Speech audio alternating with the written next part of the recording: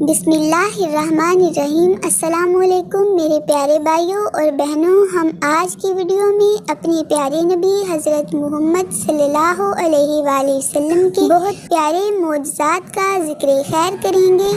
آپ سب اپنے پیارے نبی کی محبت کے لیے، اپنے ایمان کی تازگی کے لیے اس ویڈیو کو بہت احترام کے ساتھ مکمل دیکھیں۔ مکیوں کی حضور صلی اللہ علیہ وآلہ وسلم سے گفتگو۔ حضرت سیدنا مولانا جلال الدین رومی رحمۃ اللہ علیہ مثنوی شریف میں فرماتے ہیں، ایک مرتبہ حضور صلی اللہ علیہ وآلہ وسلم نے شہد کی مکھی سے دریافت فرمایا کہ تو شہد کیسے بناتی ہے؟ اس نے عرض کی، یا رسول اللہ صلی اللہ علیہ وآلہ وسلم، ہم چمن میں جا کر ہر قسم کے پھولوں کا رس چوستے ہیں، پھر وہ رس اپنے منہ میں لیے ہوئے اپنے چھتوں میں آ جاتے ہیں اور وہاں اگل دیتی ہیں، وہی شہد ہے۔ ارشاد فرمایا، پھولوں کے رس تو پھیکے ہوتے ہیں اور شہد میٹھا، یہ تو بتاؤ کہ شہد میں مٹھاس کہاں سے آتی ہے؟ مکی نے عرض کی، ہمیں قدرت نے سکھا دیا ہے کہ چمن سے چھتے تک راستے پر آپ صلی اللہ علیہ وآلہ وسلم پر درود شریف پڑھتی ہوئی آتی ہیں۔ شہد کی یہ لذت اور مٹھاس درود پاک ہی کی برکت سے ہے۔ سبحان اللہ۔ بے شک اللہ تعالی ہمیں بھی اپنے پیارے نبی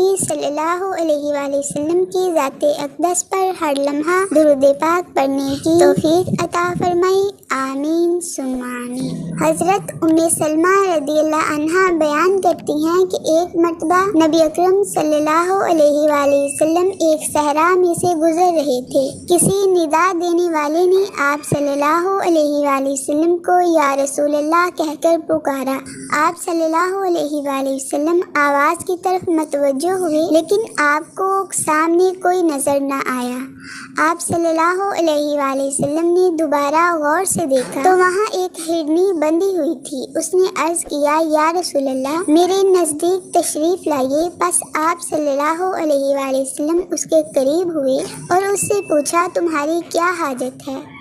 اس نے عرض کیا، اس پہاڑ میں میرے دو چھوٹے چھوٹے نومولود بچے ہیں، بس آپ مجھے آزاد کر دیجئے کہ میں جا کر انہیں دودھ پلا سکوں، پھر میں واپس لوٹ آؤں گی۔ آپ صلی اللہ علیہ وآلہ وسلم نے پوچھا، کیا تم ایسا ہی کرو گی؟ اس نے عرض کیا، اگر میں ایسا نہ کروں تو اللہ تعالیٰ مجھے سخت عذاب دے۔ بس آپ صلی اللہ علیہ وآلہ وسلم نے اسے آزاد کر دیا۔ وہ گئی، اس نے اپنے بچوں کو دودھ پلایا اور پھر واپس لوٹ آئی۔ آپ صلی اللہ علیہ وآلہ وسلم نے اسے دوبارہ باندھ دیا۔ پھر اچانک وہ اعرابی جس نے اس ہرنی کو باندھ رکھا تھا متوجہ ہوا اور اس نے عرض کیا، یا رسول اللہ، میں آپ کی کوئی خدمت کر سکتا ہوں؟ آپ صلی اللہ علیہ وآلہ وسلم نے فرمایا، ہاں، اس ہرنی کو آزاد کر دو۔ پس اس اعرابی نے اسے فوراً آزاد کر دیا۔